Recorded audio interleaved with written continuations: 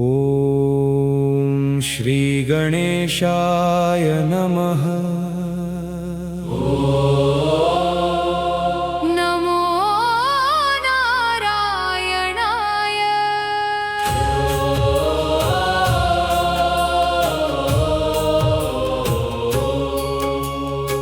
शान्ताकारं भुजगशयनं पद्मनाभं सुरेशं विश्वाधारं गगनसदृशं मेघवर्णं शुभांगं लक्ष्मीकान्तं कमलनयनं योगिभिर्ध्यानगम्यं वन्दे विष्णुं भवभयहरं सर्वलोकैकनाथं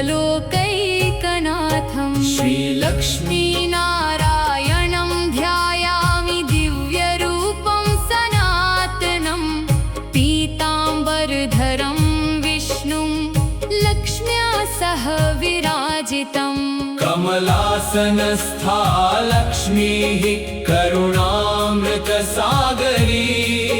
नारायणस्य वामभागे सदा शोभते शुभा शङ्खचक्रगदा पद्मधारिणं पुरुषोत्तमं लक्ष्मीसहितं देवेशं भजे भक्तवत्सलम् नमो नारायणाय नमः।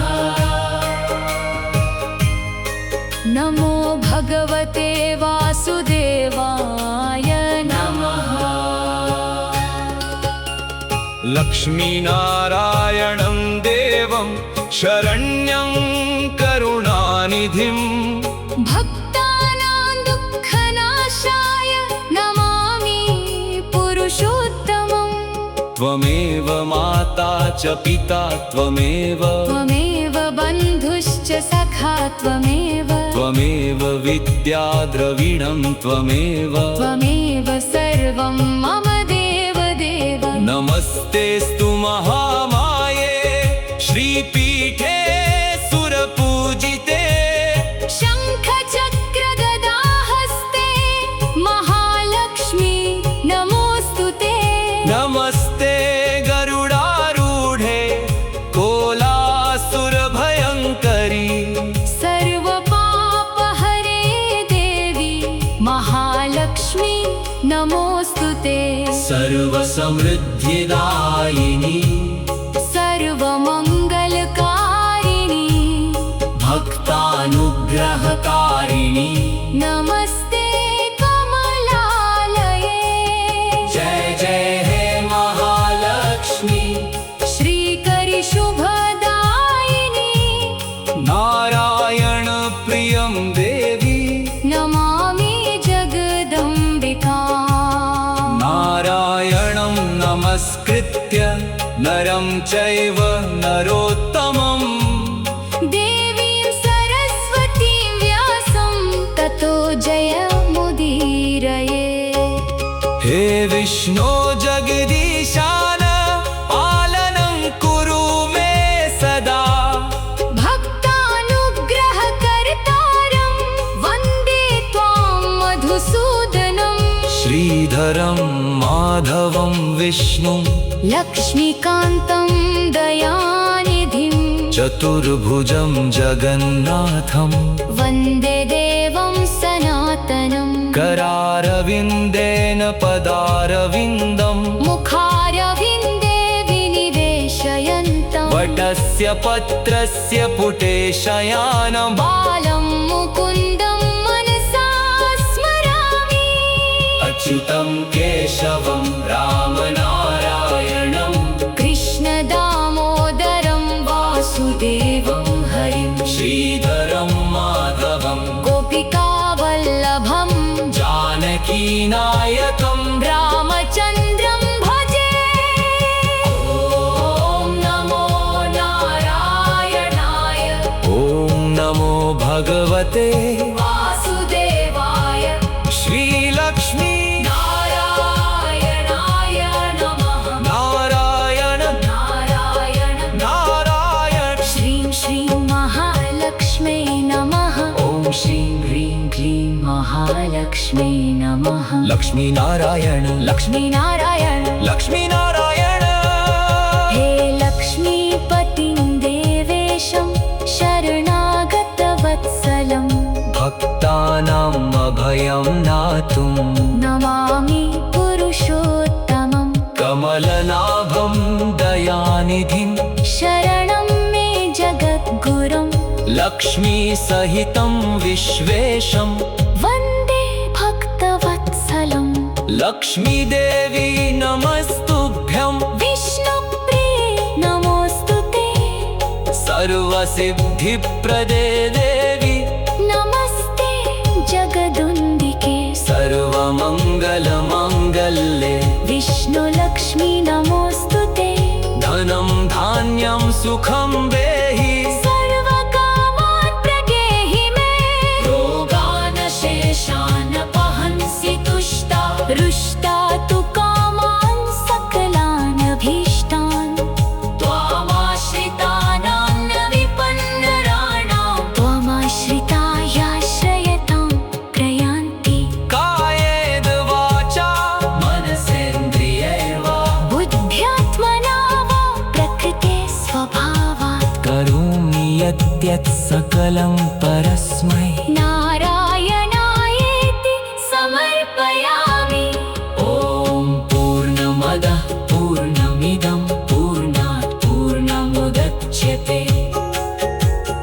पूर्णस्य पूर्णमादाय पूर्णमेवावशिष्यते ॐ श्रीगणेशाय नमः नमो नारायणाय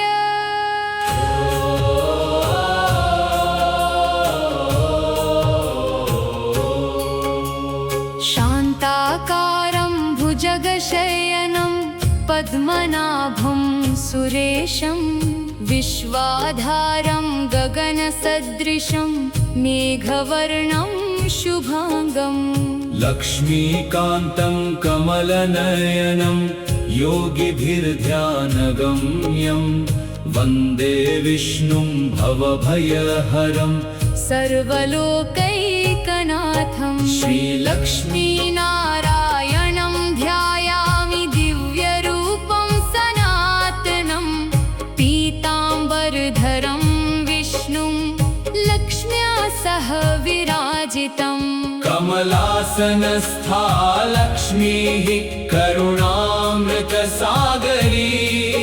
नारायणस्य वामभागे सदा शोभते शुभा शङ्खचक्रगदा पद्मधारिणं पुरुषोत्तमं लक्ष्मीसहितं देवेशं भजे भक्तवत्सलम् नमो नारायणाय नमः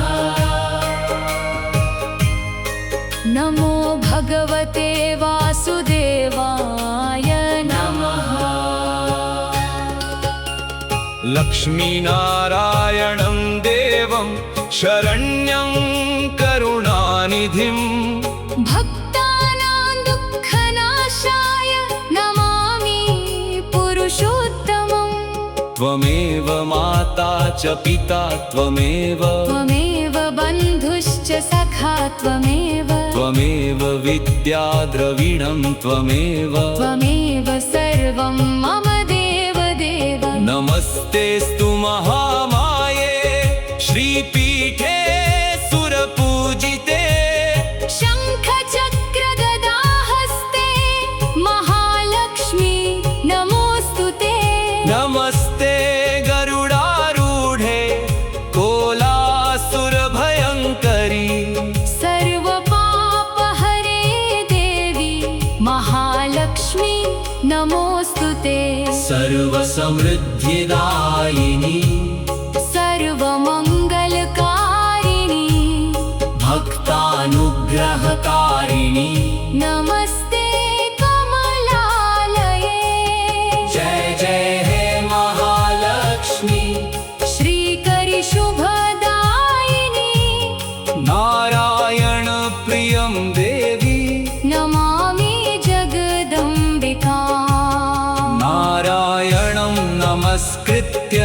नरं चैव नरोत्तमम् देवीं सरस्वतीं व्यासं ततो जयमुदीरये हे विष्णो जगदीशान पालनं कुरु मे सदा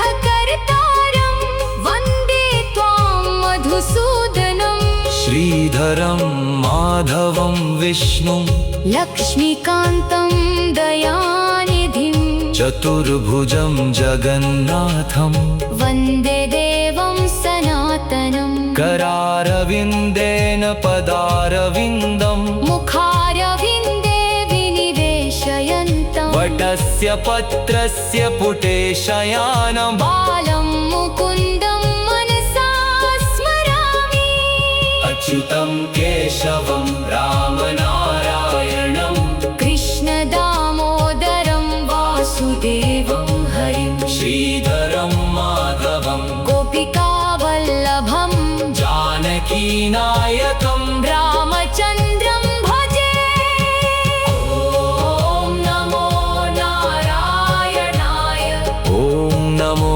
भगवते वासुदेवाय श्रीलक्ष्मी नारायणाय नमः नारायण नारायण नारायण श्रीं श्रीं महालक्ष्मै नमः ॐ श्रीं ह्रीं क्लीं महालक्ष्मै नमः लक्ष्मीनारायण लक्ष्मीनारायण लक्ष्मीनारायण हे लक्ष्मीपतिं देवेशं शरणागतवत्सलं भक्तानाम् अभयं दातुं नमामि पुरुषोत्तमं कमलनाभं दयानिधिं शरणं मे जगद्गुरुं लक्ष्मीसहितं विश्वेशं वन्दे भक्तवत्सलं लक्ष्मीदेवी नमस्तुभ्यं विष्णुप्रिये नमोऽस्तु ते सर्वसिद्धिप्रदे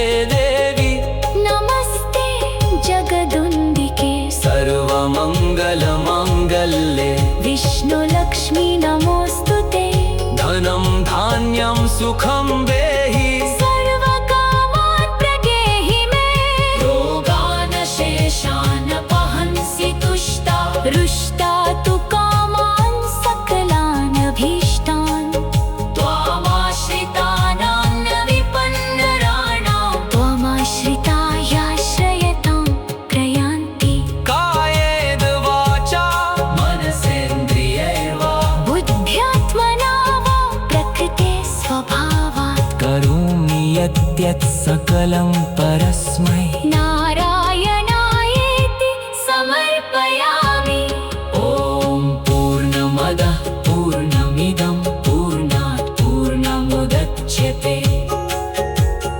पूर्णस्य पूर्णमादाय पूर्णमेवावशिष्यते ॐ श्रीगणेशाय नमः नमो नारायणाय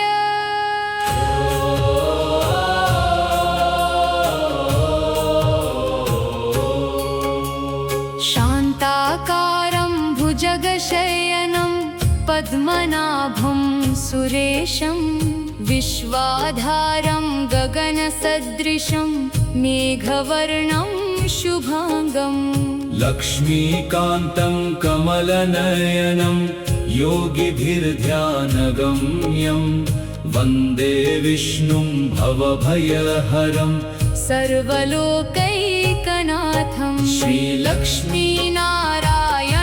ध्यायामि दिव्यरूपं सनातनं पीताम्बरधरं विष्णुं लक्ष्म्या सह विराजितम् कमलासनस्था लक्ष्मीः करुणामृतसागरी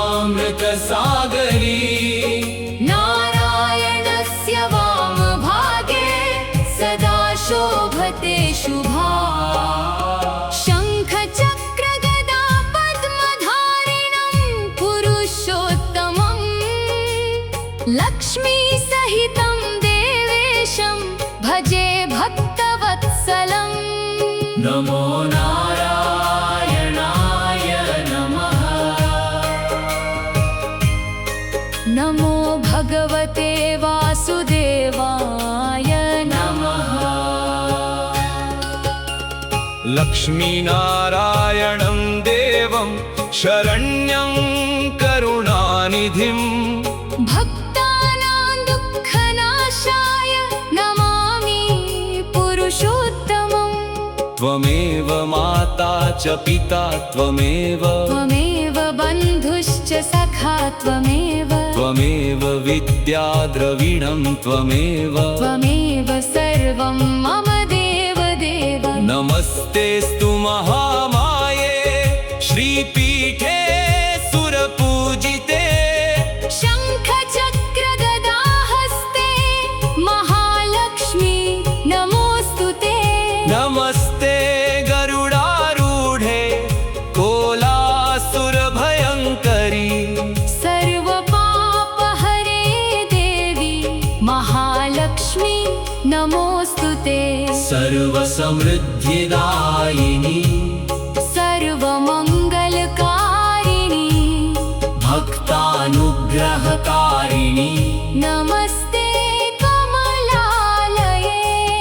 जय जय हे महालक्ष्मी श्रीकरि शुभदायिनी नारायण प्रियं देवी नमामि जगदम्बिकाम्।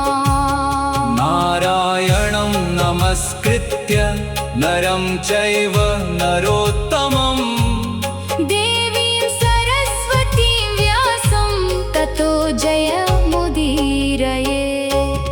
हे विष्णो जगदीशान पालनं कुरु मे सदा भक्तानुग्रहकर्तारं वन्दे त्वां मधुसूदनम्।